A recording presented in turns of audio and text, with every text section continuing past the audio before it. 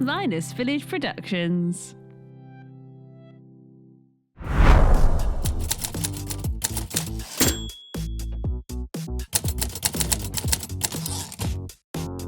Hello everybody, welcome to Off Script, the podcast where we basically talk about nothing for about 50 minutes.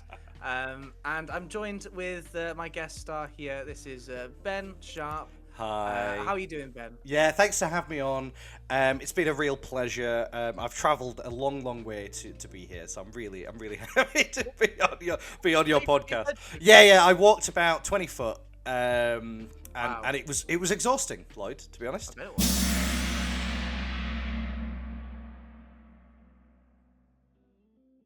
You know, I think rehearsals get overlooked quite a lot in the whole process of things. I think we put a load of expectations on dress rehearsals and, you know, auditions and like script work, but Yeah. rehearsals are like what you're doing, you know, like the job of acting, right? You know, the stage stuff is like 10% of it, you know, that's the final product. But actually rehearsals is like, you know, what you're doing for 90% of your, like when you've got a job, you know, or when you've got a part. Well, rehearsals, you know, it can be. There are two different. I think in my head so far that like there are lots of different ways of you know rehearsals working, and I've worked on productions where the director has been very heavy-handed in what they want from their you know the vision for going forward and what the final product will be. So everything's kind of like organized out. This is how we do it. This is what you're going to do. This is when you're going to do it. Whereas I've also worked in productions that have a lot more fluidity. Like there's a lot more talk about what the actors think should happen, and it's like more sort of like devising by yourself sort of thing.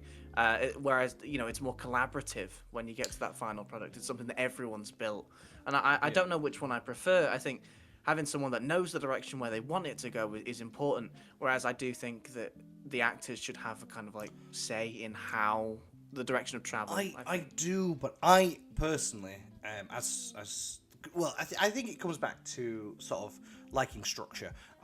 As you know, I'm ADHD, right? So like I quite like being told what to do. So I quite like that structure of me coming into an audition, into a rehearsal room, and the director going, right, I know exactly what I want from this. I want, you know, and I'm not saying actors can't have input, and I don't want that, but like, I am very down for coming into a rehearsal and being like told, hey, this is what I want.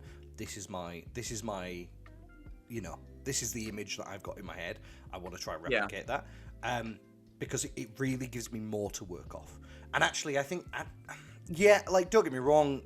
Coming in and the director being like, look, I've kind of got a goal for what I want to see, but I don't know how we're going to get there. I want to see you in that role before I make a call, you know. And I've That kind of like out of interest, does that kind of like make you feel like, oh right, hang on, this is a bit aimless, or do you feel that it's like? No, I wouldn't say that. I think from I'm obviously talking from someone, you know, who's ADHD and dyslexic. I can certainly struggle with the words on the script, you know. Actually, rehearsals are really big for me because, like, the first, you know, we talk about cold reads in these episodes, but like actually reading the script for the first time can be a really big challenge for me. So like having someone be like giving context to the performance actually can really help. So like if I don't understand or I'm struggling to read the script, I can still play off the context. Whereas when we walk into a room and they're like, oh, we don't know we're not quite sure what the scene's going to look like yet. Can you read it through with your co-stars and we'll build performance around that because we want to see how you interact? Can be a little bit more, I wouldn't say intimidating, I'd say, but that kind of vibe of like, I've got no context for what you want, for what this scene wants other than the stage directions. So and a lot of it, like, you know, we do the cold reads. yes. Do you find those like stressful or like? I wouldn't say stressful. They are. Ooh, yeah. I mean, no, I wouldn't say stressful, but I certainly I can't just turn off. Well, I don't think anyone could turn off in a cold read or reading a script, but like I think or at least I'm using a lot more brain power to try and make sure that I'm reading words correctly and that I'm pronouncing them correctly, or like, you know, there's some times where like I mean, just to give an example, in the cold reads, like when you've been talking in your bit, I'm frantically reading my next line over and over and over again and going, is this word right? Is this word right? You know, and I'm trying to get the context from what you're saying.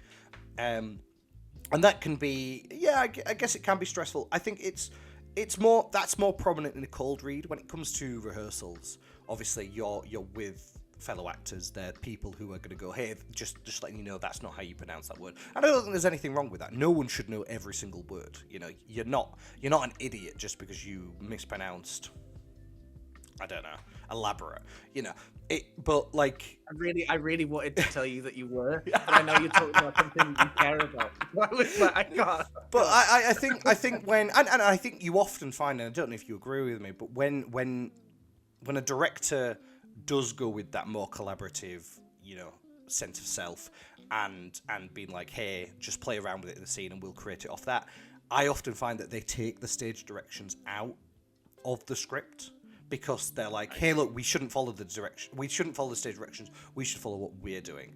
And that can be really stressful for me because like because you're essentially being like, hey, look, you've only got the words. This is it. I am an actor who really enjoys stage directions. Stage directions give me a lot of context to what's going in the scene, and they help me create my character, give my character motivation. I understand what I'm doing in a scene. So when stage directions are taken out, I feel thrown to the wind, and I don't enjoy that. It's really interesting that you say that because I think you've just kind of like. I think we've shown a difference here because whenever I think to productions I've done, I think that stage directions are obviously very, very helpful, obviously very important, but I think in my head they're a mechanical thing. Okay. So like when a door needs to be opened, right in the script, a door needs to open at this point. But when it comes to the sort of like that fluidity of finding the context within the script, I think it's far more interesting to be able to let the characters and the actors mark out where the characters go, based on the feeling of the script and the context within the words, rather than being told in italics that you need to be in this spot. And I don't think that's wrong. Like, I'm not saying that that's wrong. I think for me, because of that rigid nature, because of that structure, like I quite like putting restrictions on things. Because it makes me feel more creative. If I am given, hey, everything's at play here, I kind of go, oh, everything's at play here. I don't quite know what I want. I could do this, I could do that, which, is great, but, like, it takes me a lot longer to find the character. It's not that I can't do it, it just takes me longer. Whereas if you go, hey, you cannot go outside of these two brackets, I go, ooh, okay. How can I feel out this character more and make them more three-dimensional within the restrictions that I've been given? That's really interesting. Yeah. That's really exciting. Yeah. Sorry, go on. No, and that's just how I see, it's like stage directions. For me, they're not, they're mechanical. They're like telling you, oh, you need to go over here, but they are giving you a limitation. They're being like, if your character has to open a door, I know that in my head, wherever I am stood now, I have to end my speech, my lines, my whatever by the door, because I've got to open it. See, I think just to counter that, I think like when I've done plays and we're just doing, we're marking it out and you end up where you end up, and then slowly, if that feels right over time, then that solidifies itself. I like, and I don't have a problem with the way that working the way that you say you enjoy. I love it either way.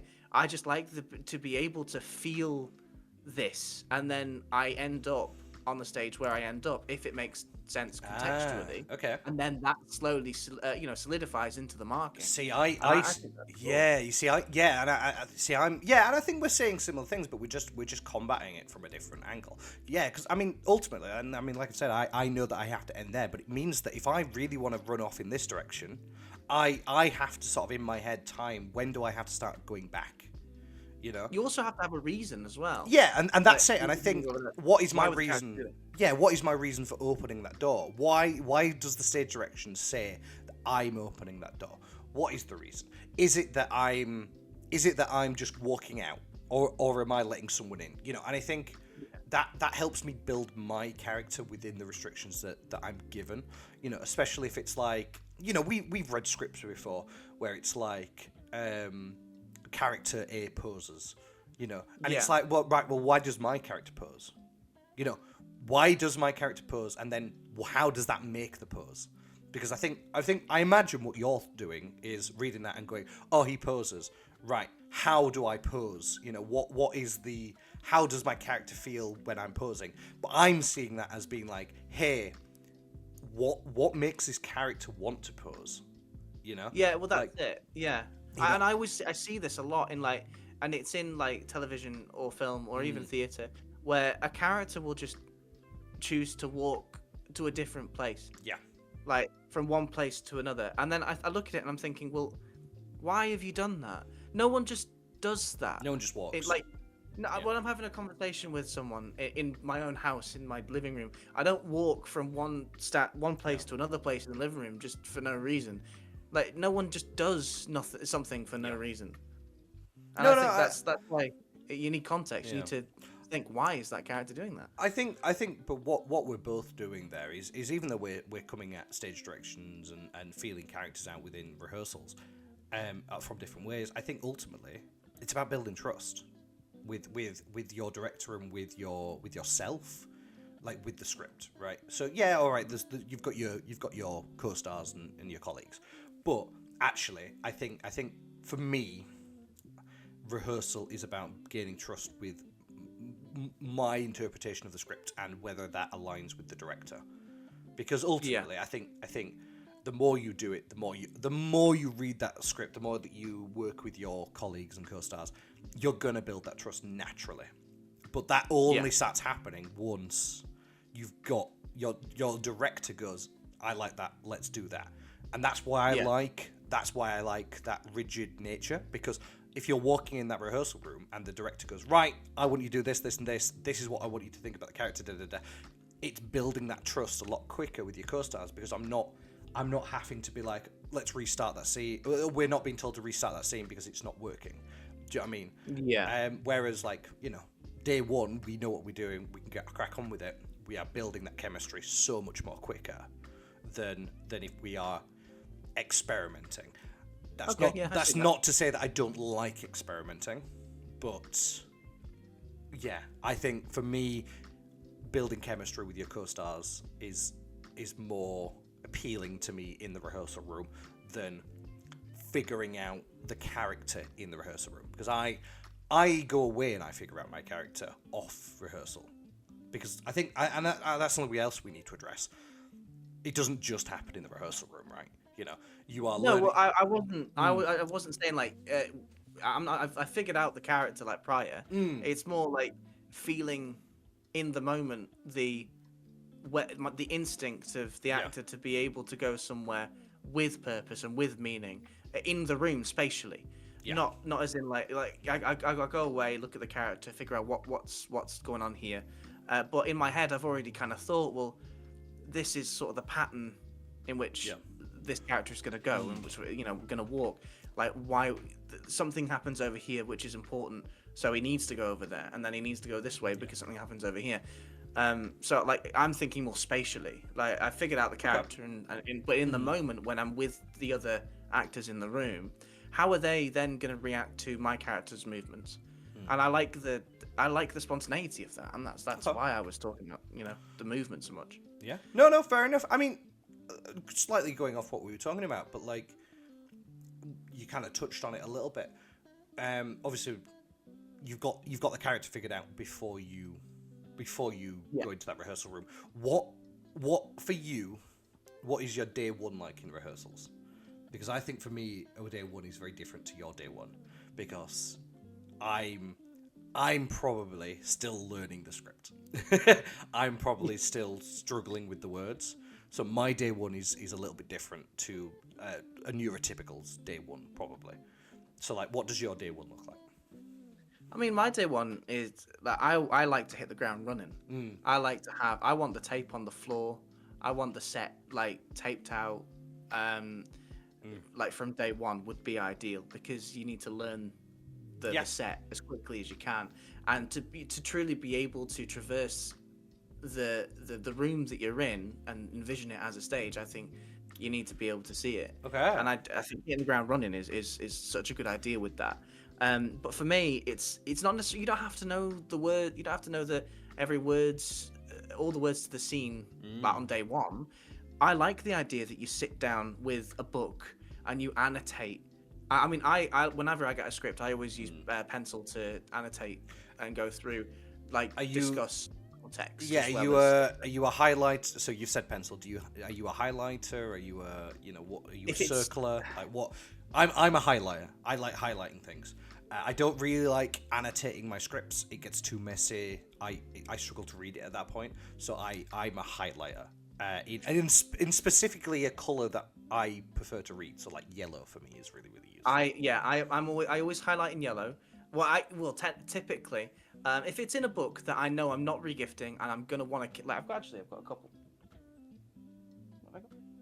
Oh, so you're talking about like the physical book. Oh right, okay. So not necessarily like a paper script. Yeah, if it's a book that I know I'm gonna want to keep, I've got a sentimental value placed on it, and I'm not gonna regift it, I will highlight in the book, and then I'll use pencil to annotate. But sometimes if I'm using like an A4 sort of like script that I've been given, I'll highlight in yellow, annotate obviously, but I also highlight in green stage directions. Right, okay. Because they're important to me as well. Yeah. But what I was gonna say, see, I circle stage directions because I don't like highlighting them, because I really, yeah, but I think it's that way that we're thinking about stage directions. For me, it's like this is your end goal, for whatever's above it, and so like that's I sort of circle it as sort of a target almost, be like, right, you've got to get here. No, it's really interesting to see how different, and we've just talked about stage direction, basically how different we are already sort of rehearsing. And I think it's different for everyone. But sorry, going back onto what you were saying, because I was getting off on a tangent. So you're talking about books, right? Just out of curiosity, do you go away, even if you've got an A4 script on paper, do you go away and buy the book? Yeah. Right. Okay. Yeah. I like having. I prefer having a copy of the script in book form. But I do this with every. I do. I'm a big, as you know, I'm a big reader. Yeah. I try and challenge myself to read quite a few books during the year. Yeah. And I can't buy a Kindle because I like having. You like the physical book. I like seeing it on the shelf and knowing that I've read that. And for me, I like to, when I'm reading a book and seeing how far I am through it, I'll push it together and see, look, this is how much I've read, this is how much I've got left to read. And I like seeing that progress. I don't get the same enjoyment from the bar at the bottom with the percentage. But quickly, I want to go back to what we were saying about stage directions. I don't know if you do this, but in order to get, once the blocking is solidified, what I'll do is I will document at every point my character moves by drawing a diagram of the set, and then having little individual squares and then arrows pointing to from where the character walks to another point, so that I can see the direction of travel for my character as and when they move throughout the script. So on the line that they move, I've got a little diagram of the set with little squares which indicates me, and then it'll show in arrows the direction of travel.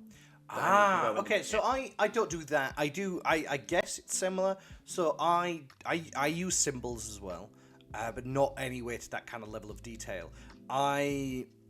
So say like stopping. I in my head. I do a lot of it in my head of like, okay. So say there's a couch on stage. and I know that I've planned to go sit on the couch. By this line, I need to sit on the couch. I will, if it's a line where I finish. So if it's a traveling line, so if it's a line that you have to, if you want to get from point A to point B, by the time you finish it, you know, you're talking as you're moving, traveling line. Yeah. If it's a stationary line where you say your line and then walk, I have different symbols for those things. So like I will use like it depends on, I don't use this every time, but like just for this example, I might use a triangle may represent the bar in a scene. Right. And I know that triangle means I'm at the bar when I say that. If I put a line through it, that means I'm traveling to the bar. Does that make sense? Yeah. I mean, it just works in my head. I give different areas of the set different symbols. So like the couch may be a square. So if I put a square at the top of the line, so if I've got a paragraph at the top of the line, it means that I start my line at the square. So I start my line at the couch. If I put it at the bottom, it means that I finish on the couch. If I put it at the middle and then a line through, it means I'm traveling to the couch. And it is confusing, but like for me, no, it is. But it works for me. And but for me, I couldn't. It would stress me out too much drawing a seat at the set every time. Like, essentially, no. What I do is I draw a box to indicate the stage, as if I'm looking down at it. Mm-hmm. Okay. And if there's a table in the center of the stage, there's a little square in the middle of the box, and then like I'm another little square, and then I draw arrows where I need to be at certain points. So, but that's a perfect example of how things work for some people, and things don't work for others. Like some people might not even draw anything. Maybe weird. Yeah, we could be the weirdos. I mean, it's very. I think rehearsal is so unique to everybody. Like there's, you know, a lot of the stuff that we speak about, we typically sort of agree on a lot of things, but I do think rehearsals is one of those that it's so unique to the person. Like, you know, I mean, yeah, you're right. Some people might not even annotate or highlight, or they may just, you know, we had friends at uni that didn't touch their scripts they didn't write on the scripts. They just memorized them. And to me, that's crazy. But that worked for them. No, I couldn't do that either, but that worked for them. And then I've worked with people that have essentially, in my opinion, has essentially destroyed their script. It's no longer, it doesn't look like a script anymore. You know, it's so used and so, you know, worn in that like if I read it, I wouldn't know it's like a wizard's spellbook. I don't know what the hell's going on in there. Upside down. No, but that's it. Like it's so unique to everyone, and it's ultimately the way I see rehearsals is like you're at school. You how do you prepare for a test? How do you get that test? Because actually, and this might be a criticism on the UK school system, but like tests are all about memorization and regurgitating that knowledge, right? Yeah. So. And it's essentially the same with a script. You take in and memorize them words, and then when you're on stage, you regurgitate them in the way that you want to regurgitate them. And it's I actually find especially if you were like how did you learn things at school translates very well to how do you learn things in a script. Like surprisingly well, like almost 1-to-1 from my experience. Hang on though, where were all my A stars? Where well, like, you know, where are mine as well? So, but no, I think it's the same basis, you know, and I think that's the important thing to know. How do you learn? Do you learn through annotating? Do you learn through memorizing? Do you learn by doing? I'm a big doer, so like, I'm a doer. Like, movement is really important to me. Because I remember movement a lot easier than I remember words. So I attach movement to words, which is why my symbols work, because that's how I remember what lines next a lot of the time. Yeah. But yeah, I think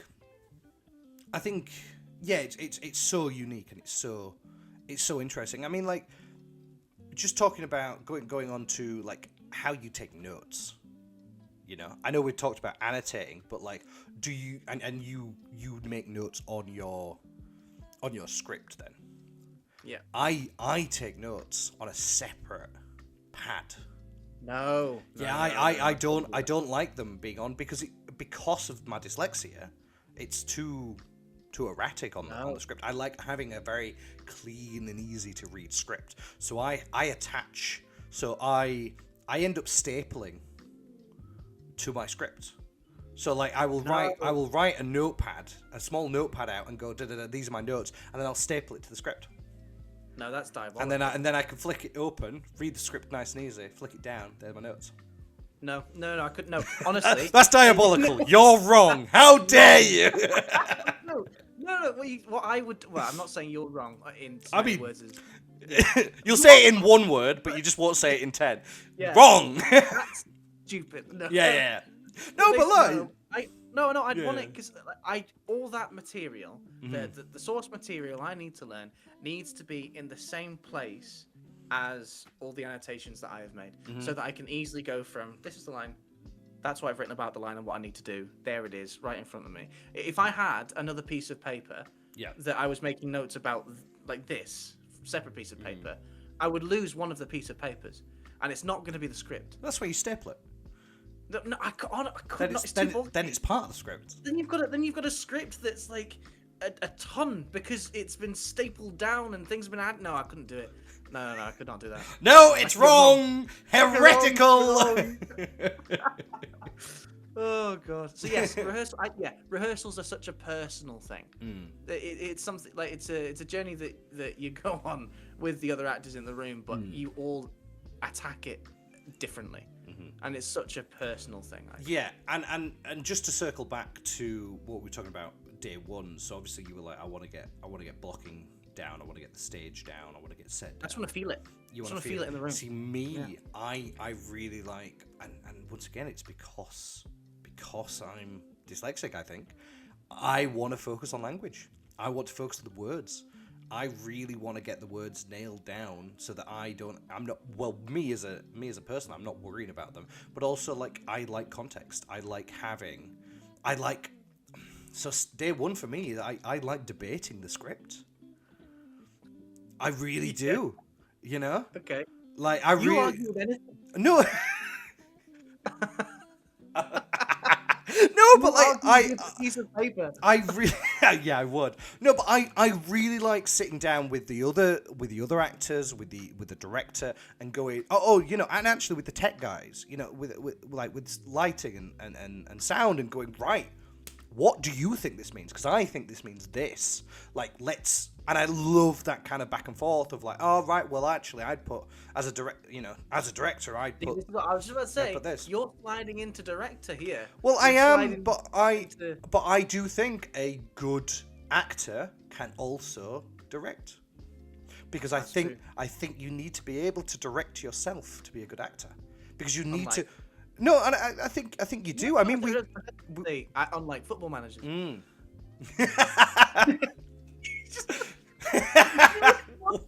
didn't even register what I said, did you? I was like, so you've clearly had a terrible time with the football recently. But no, like, I mean, we see lots of actors transitioning into directors, because I think you have to be able to direct yourself. You have to be able to motivate and encourage and point yourself in the right direction, while also taking criticism and being directed, right? And for me, I think that's why I enjoy doing that, because you are sliding into a director territory, but I think that's what makes a great actor, someone who's on board with the director, because you've aligned. You know, I think some of the hardest rehearsal rooms I've had is where I've ended up disagreeing with the director's vision, and you're like, I want to do what you're doing, but like I'm not feeling it. I'm not, Yeah. I'm struggling to, and it's not that I'm disagreeing because I'm like, they're wrong, but like, I'm struggling to connect with what you're asking me to do. I think I'm doing if it, you- but I'm struggling. Is it because it doesn't? Well, I mean, certainly from my perspective, it doesn't feel right. It Yeah, doesn't and feel like what the character would do. and it can do, but I think that's why I really enjoy on that first day sitting down with the script with the rest of the team and going, right, let's talk about the script. What is and getting on the same page, because if I say how I feel about the script and how I feel about my character and what I'm doing, and the director turns around and goes, no, that's not what we're doing, this is what your character is, it can be hard to then remotivate yourself to be like, right, I'm changing my character. Whereas if in my opinion, a good director will go, that's really interesting, this is how I saw the character, how do we get the best of what you want and best of what I want in that character, right? And it may be, and it could be a discussion, it may be a debate, and sometimes I do think that director will make a really solid argument and I will go, oh yeah, fair, that's you've got the right attitude. Or but on the other side, you will say something that they go, I really like that, let's wrap that in, But what you're talking about now is now collaborative, which is what I was, started out Yeah. talking about. Which and I get that, and I do understand that, but I like to do that before I set foot on the stage. I think that's what I'm meaning as part of that rehearsal process. So I don't like figuring it out on the stage. You want to be able to say that everyone's on the same page before we get started. Yeah. essentially. I don't want to start moving in the scene until I know that we're all on the same page, because I feel, Whereas I like finding those things out at the time as we go. I like to find those things out. but And like roll with that. and that's it. Don't get angry. Lloyd. Bang! You're wrong, Sharp. No, but like, but no, I think that's it, and I think it's going to be so different for everyone. There are some scripts that require you on stage to shout, scream, do all that stuff. Yeah. Like you've got to reserve your voice, So there's like an argument to be made of like how often do you go for it? How often in rehearsals are you doing that? One, so that the director and the cast can see, but like without straining and like ruining your voice, Do you? So I'm big into. Right, I really don't like lozenges. Don't like lozenges when I'm rehearsing. Right. I think a lot of people use them as sort of to try and protect their vocal cords. They're not protecting. They're just getting rid of the swelling. They're just cooling it off. But the more you're using that vocal cord, it's still hurting. You just can't feel it. and for me, they make my mouth sticky. So I feel like I'm constantly on stage, but I'm like nom nom nom. So I don't like them. I drink a lot of lemon tea. I don't like honey in it. I do like honey in it. I don't put honey in for the same reason I don't take lozenges, because it makes my mouth sticky. But like, yeah, a bit of tea with lemon in. Very. See, I just drink water. Yeah, I drink water. That's fair. I don't like water, but that's a I know. weird thing that I have. If I could drink water, I can drink water. That's such a silly statement. If I enjoyed water, I would drink water. I do try and drink water as much as I can. Like hot. Like really, for me, it's really light tea with a bit of green tea. Love green tea. I'll drink loads of green tea on set. See, I'll drink water. Or cold tea, But iced tea. I want to go back to what you said before. When doing those scenes, the harder scenes, that's when I kind of come over to your way of thinking, in the sense that when this scene is going to happen, it's, it might put a strain on our voices, because it's not just me. Yep.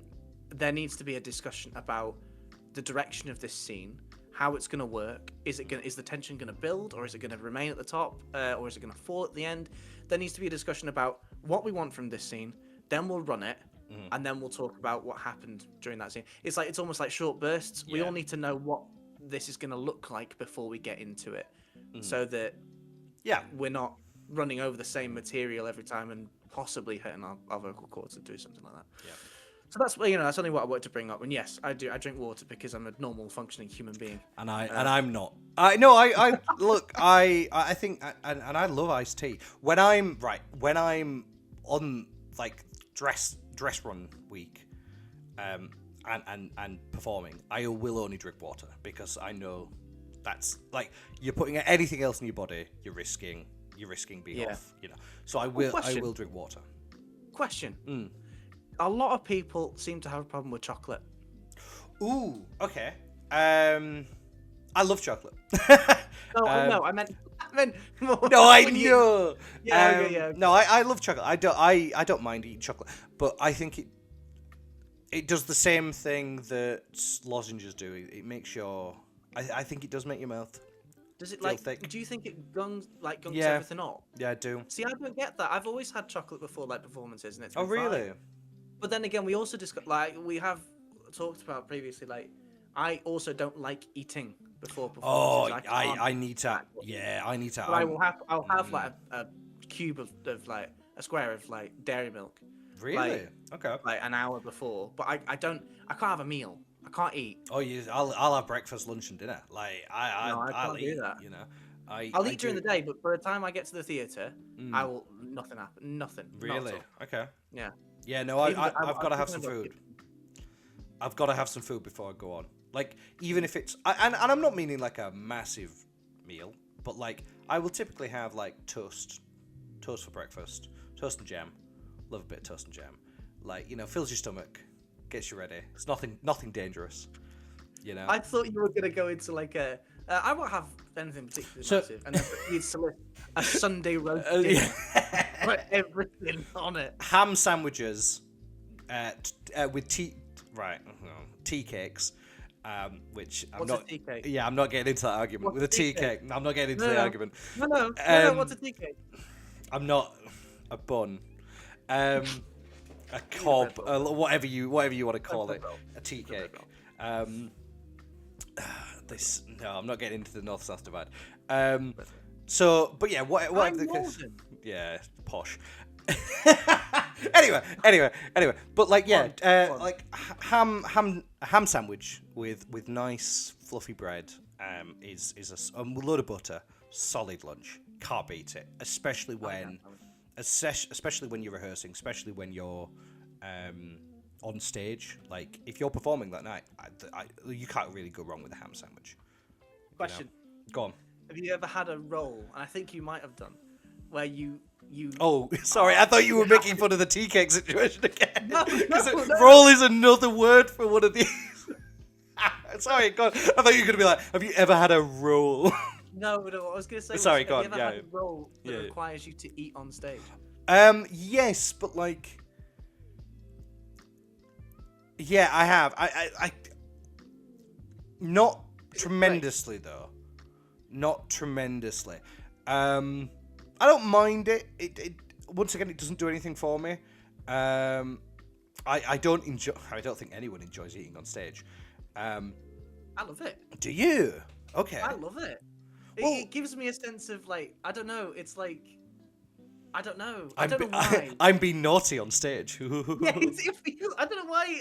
Maybe it is that. It's ooh, this isn't something I normally do. You know what I mean? See, that's weird. No, yeah, because you've got to eat and then you've got to speak, and unless it says in the stage directions that you. I did The Importance of Being Earnest, and that was you've got to eat cucumber sandwiches. Right.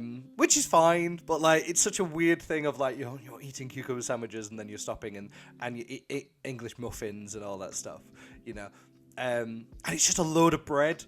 It's just a load of bread, I'm remembering one as well. Wind in the Willows. Yeah, Wind in the Willows. We had a picnic basket. We had full to of, have. ham sandwiches and Yeah, bread is just not the thing to be eating on stage, because it's just I don't know, it's just a weird combination. It's just a weird thing to put in your mouth and then try and speak. Do you think we have deviated? We have deviated quite significantly. But just to answer your question fully, I've done a lot more roles where drinking is involved, which you'd think is easier, but it's not. And the reason why it's not is because you can't drink it too quickly a lot of the time. Right. So like, but you're looking at me like a weirdo. But you've got a glass, right? And you're drinking. You can't drink it quickly because you're drinking throughout a scene. But you can't look like you're not drinking it. So like, you've got to do this weird act where you're like, I'm taking a little bit, but I'm not just sipping it. You know, like because you can't a lot of the times you can't refill the glass. So right. I don't know. Maybe that's my No, experience from it. I respect I think it. it's that whole thing of like eating and drinking on stage is a skill in itself, you know. Yeah. And like drinking and looking naturally without, you know, because I think a lot of people take big swigs. I think that's quite a normal thing to do. I don't think unless you're savouring a drink, you know. But like, it depends on context. I really do. Okay. Like if you're playing someone who is tipsy or drunk, yeah, then they're doing a lot. You need to drink it. Whereas if you're playing a dinner party guest and you've got a glass of white or red, yeah, you're going to be sipping on it. I to be honest, I don't even drink it. I actually like put my lips together. Right. Put it back. But that's it. I mean, I don't know. I don't necessarily subscribe to that because the glass isn't going down. Do you know what I mean? But if you're a dinner guest, like I think there's a message that you're sending. If you're a dinner guest and the context is that you're not drinking to get drunk, then you're not going to take big gulps. And maybe every so often I'll let something pass, but it depends on the context of the character. Okay. In my head. No, I think ultimately that's going to, linking this to rehearsals. That is something that you've got to figure out with your director, you know, of like how do you want it to look? Because like I've worked with a lot of directors that are like realism and like, you know, hey look, you know, I want you to drink this on stage. Like this is, you know, like oh god, we did a production. Well, it wasn't a full production. It was for a university course. What was that one where we were all drinking brandy, and the script was like all the like we were a group of like boarding school students, and we were drinking brandy, and like we were using apple juice because you know we're not going to smash brandy on stage, but like we were just drinking it like shots, you know, and not really thinking about it. Because, you know, we were uni students, we used to go out and do shots a lot. You know, we were just drinking it like that. And then we were like, one of us had an idea to be like, let's do a rehearsal at home and let's do it with brandy. Oh my god, that was the worst decision I think we ever made. Because the amount they were drinking. But it really changed. I mean, we went into the rehearsal the next day and was like, hey, we need to change this scene because it's not accurate.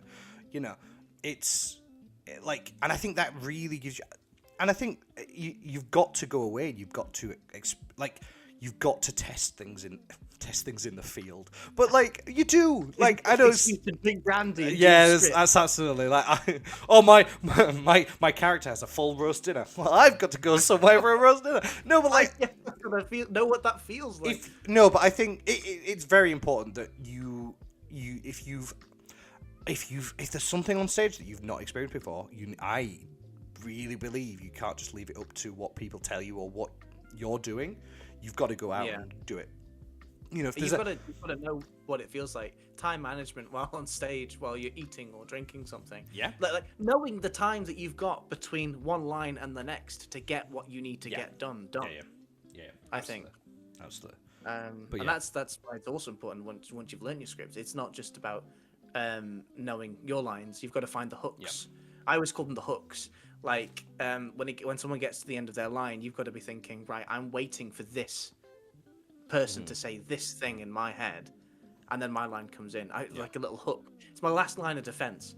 Okay. Like that's when I hear that, you know. Yeah. That's when I go. You know. Okay. Fair enough. That's like your last line of defense. I've got a lovely historical moment that I think would be. So, hear me out. Right. Historical moments. Whoa. Take you back to medieval times, because that's, where I specialise. As I said, I'm going to say it in every single one. I have a degree. All of yours have been. It's where I know, but no, right. Yeah. So I'm thinking comedy. So I'm thinking comedy. I don't know whether I want it to be a TV, film, or show. I think film is kind of where I'm leaning to. Have you seen Death of Stalin on Netflix? It's a dark political comedy. So it has moments of political drama. It's simplified for the audience, and it's sort of rolled into a comedy. It's making light of the situation, even though the death of Stalin and that whole situation in Russia was quite dark. So it's kind of taking the mick out of it, but sort of seeing it in a playful topic. That's kind of what I'm thinking, right? The title is in Latin. It's Cadova Artium, and I probably pronounced that incorrectly, but it translates to corpse court. Right. So, think of this. Rome, you're in Rome. You're in the Vatican. It's all about the popes. So, there's a bit of unrest. The popes are not the most favourable. There's been a lot of scandals over the last few popes. Previously, one of the popes actually bought their way into the papacy. It's a very big scandal. They're acting more like kings at the time because they've got the papal states rather than actual religious figures. They're being a bit naughty, and Pope Stephen, I think it's the 6th, he's crowned as the pope, and he is not popular. The people of Rome do not like him. He has been put there through political means, and they really previously liked the previous pope, who, now, it's suggested that he got knocked off, but we don't actually know. So there's a lot of contention there. So he comes in, and he is not liked. And he really didn't like the previous pope. So one way that he I don't know why, but he decides the best way that he can win the favour of the public while also tarnishing the previous pope's reputation is to take the previous pope to court. But he's already dead. So Pope Stephen the 6th has the previous pope's corpse unburied, dug up, dressed in full pope regalia, and they do a court. They put him on trial, and they basically do a kangaroo court where the prosecution makes all these accusations against him.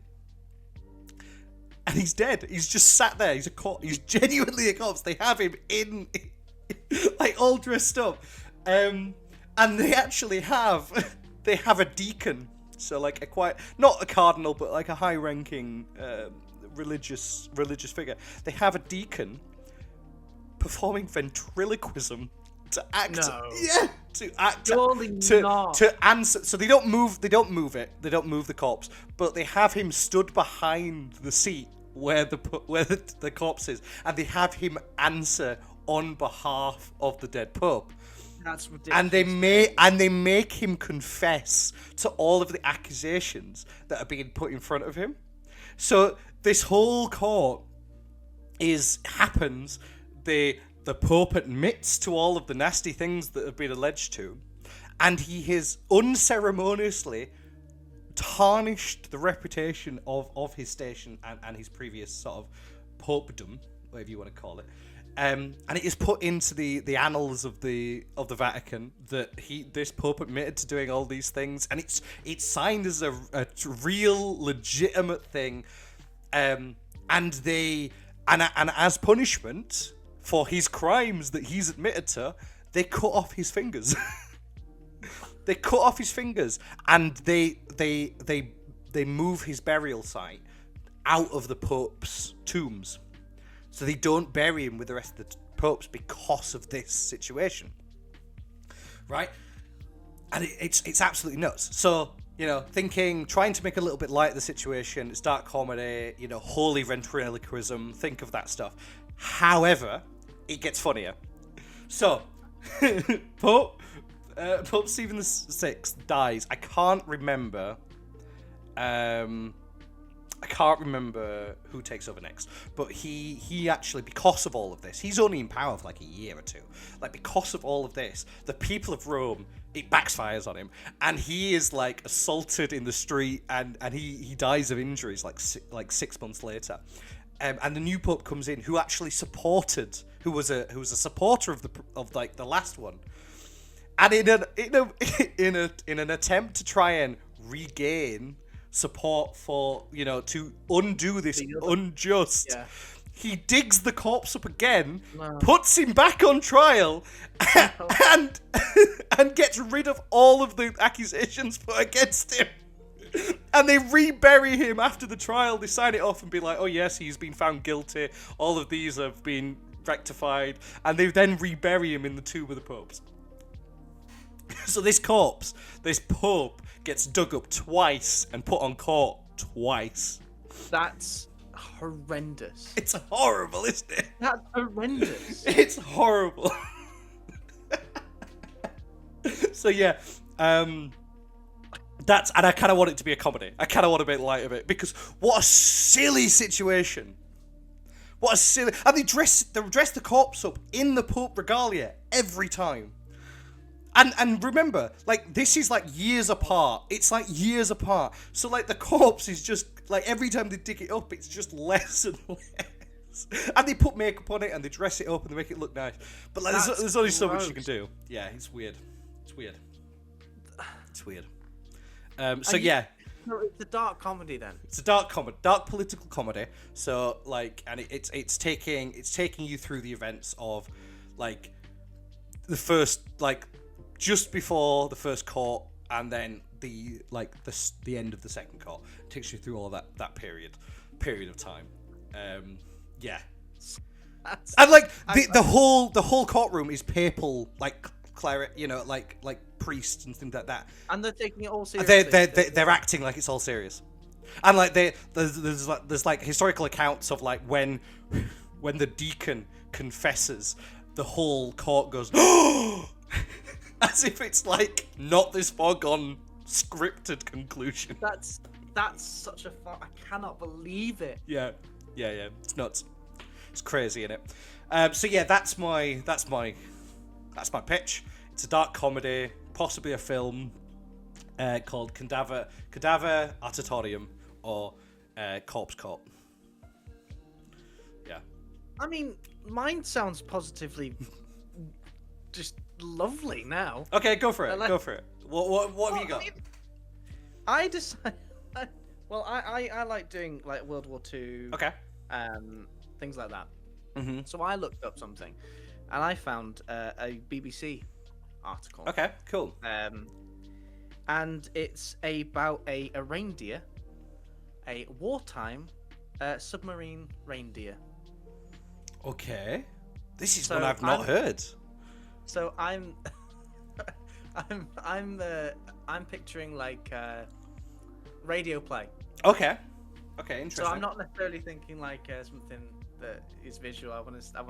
I like the idea that it's almost like a ship's log, or like a submarine log, where it's like reported events that get written down and then said as if they're like Captain's log. You know what I mean? So a bit like, are we talking about horror? Like, because Call of Cthulhu kind of does that a little bit. It's not a horror. No. It's actually it's a heartwarming story. Actually. Okay. Yeah, it's. I'm just picturing something that isn't necessarily in the visual media. Okay. Yeah. Fair enough. So anyway, it basically in World War II, there was an unexpected, but welcomed guest. Okay. And basically in 1941, the crew of the HMS Trident were given a reindeer as a gift by the USSR Navy. Okay. Right. So as you do. The 56 crewmen spent 6 weeks sharing their already confined living accommodation with a fully grown reindeer nicknamed Pollyanna. And basically what happens is they're fighting German forces in the Arctic Circle in 41. The British crew of the T-class HMS Trident were given a gift of a reindeer by a Soviet naval admiral. Bill Sainsbury from the Royal Navy Submarine Museum said the Russians were so grateful to the British, especially at the time when no one else was helping them, and this was all they had to give. Oh, that is quite nice then. Okay. So the story goes that the British captain had mentioned his wife had trouble pushing her pram through the snow in England. And the Russian admiral said, what you need is a reindeer. And basically, that was the gift that he eventually gave them. And they didn't want to be rude. So they were Excellent. like, okay, we'll take this reindeer back to Britain. So basically, that's what happened. Brilliant. On board, basically, they put it into a missile. I can't actually find it now. A torpedo tube, right? They put it in there, thinking it'll sleep in there, it'll eat in there, it'll be right? So basically, that doesn't happen.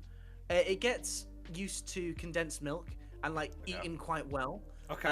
So eventually, it puts on a load of pounds, and basically, they've got an overweight reindeer in their submarine, and every time they would resurface for fresh air, it would barrel towards the front so you can get to the fresh air first.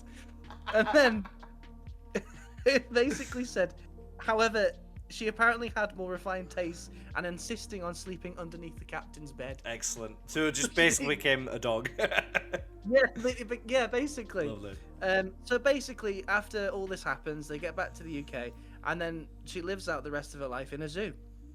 No, that's nice. I like that. I like that. It's a nice, heartwarming story. I like that British politeness and stiff upper lip got us a reindeer because we didn't want to be rude. Yeah, basically, they were like, my wife struggles pushing a pram through the snow. Oh, what you need is reindeer. And then all of a sudden- In Russia, reindeer push you. Yeah, exactly. And then they've just got this reindeer in amongst their crew. And then it gets taken back to the UK. It's just like a nice, heartwarming story. Yeah, I think. no, that is nice. I do like that one. I do. I think it's a little bit different from Pope Corpse or Pope fights. Yeah, absolutely. No, I like it. I like that it's a radio play though. I like that you've gone for a different medium. And I like I like that it's like you can do a lot with it. journal, like the idea of Yeah. a journaling thing. I really do like that. Yeah, no, it's got, and to our producers who are listening, if you, as we've always said, these are our intellectual rights. If anyone wants these scripts, they come to us. But however, Lloyd's got a really solid one for you. I don't think everyone's gonna want reindeer. Sergeant Reindeer. Sergeant Reindeer. It's got to be. Is that the name, Sergeant Reindeer? That's got to be the I don't know. name. SS Reindeer. SS Reindeer. Yeah, that's. Yeah, I like that. That's funny. Excellent. Cool.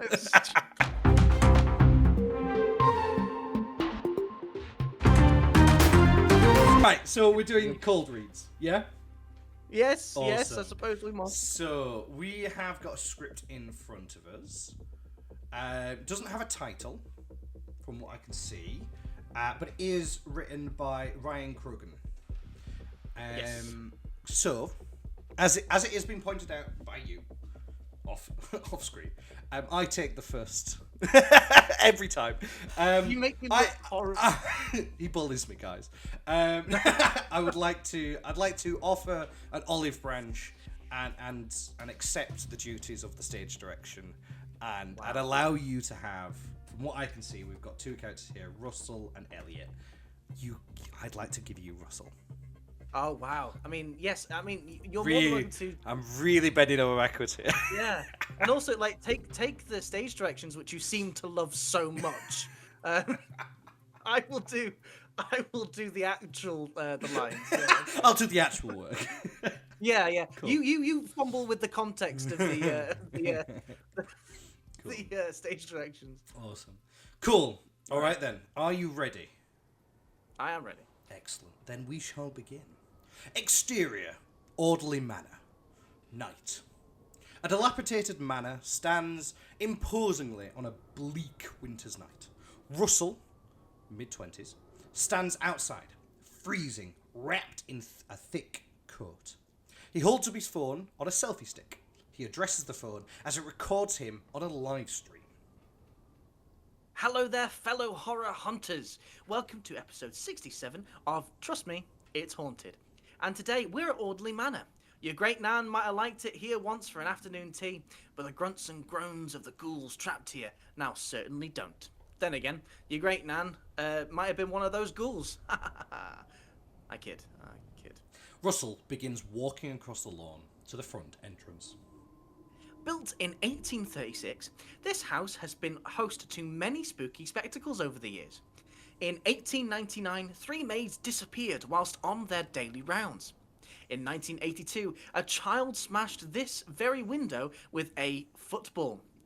Hours later, only his bright blue boots could be found, sat in the puddle.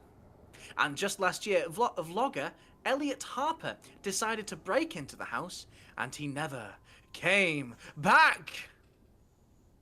So, I'm going to do it properly. Here we go. Russell pulls out a whopping great crowbar from his rucksack, and with a couple of heaves, he begins to break through the front door. Here we go. Uncharted territory, horror hunters.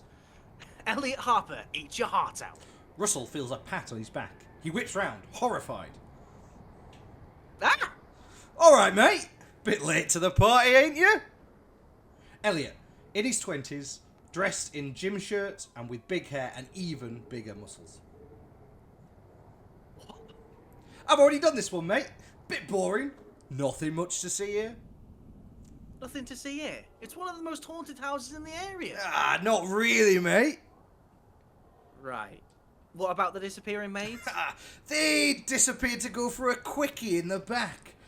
And when their manager found out, they were fired. You know?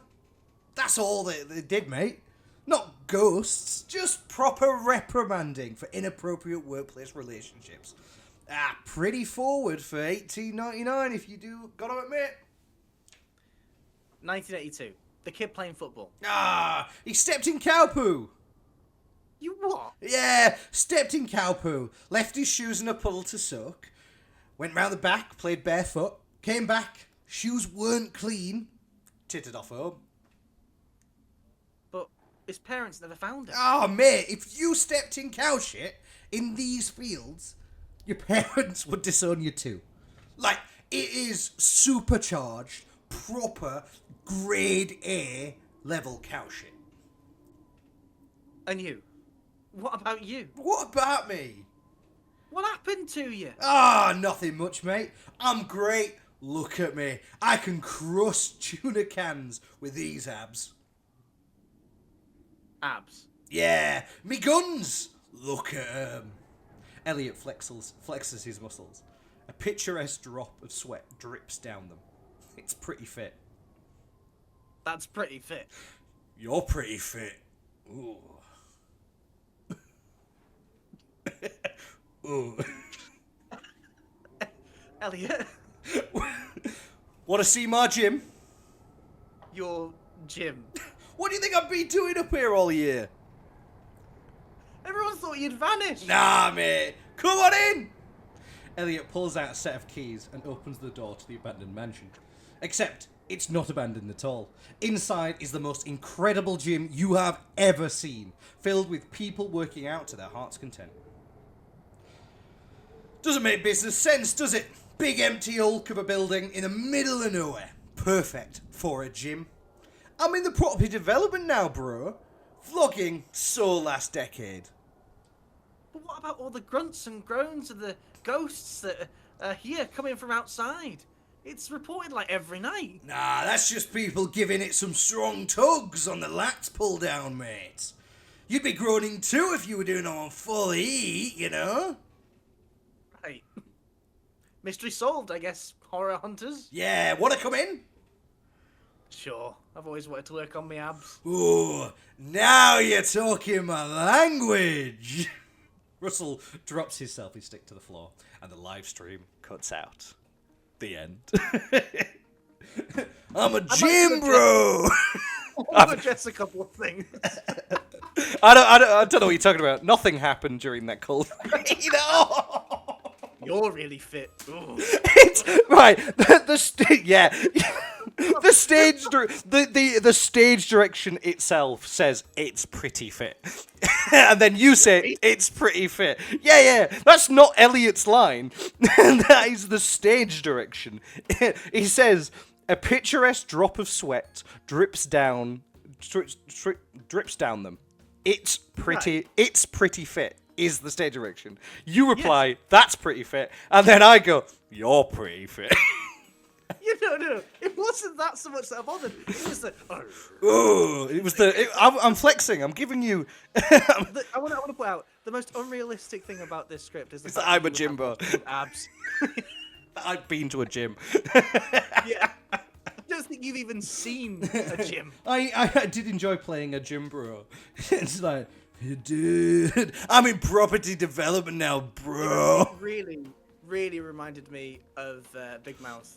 When Lola goes, oh my god! Oh my god, bro! Bro! No, it was good fun. It was good fun. No, I enjoyed it, and thank you to our wonderful writer of this script. I think it's interesting how there's this dilapidated old building that no one knows is a gym. No one knows, but there's loads of people that go there. Yeah. I love the idea that the entrance is just round the back, and he's trying to get in the old front door that's on a list. It can't be changed and altered. Yeah. And I love the idea that Russell just didn't walk 500 foot round to the other side. The other side of the building, where it's got like a big sign that says gym. Yeah. Elliot's gym. Elliot's gym. And he's live streaming this whole thing. I kind of like the idea that the context prior to this is that Russell's gone live.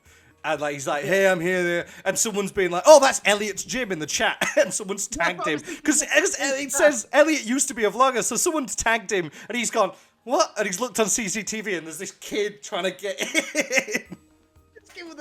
And he's gone round and been like, sup, dude? You want to see my abs? Because the chat's just like, that's Elliot's gym, bro. Like, what are you doing, bro? I feel like Muscle Man off Regular Show. Your mom! I was like, what?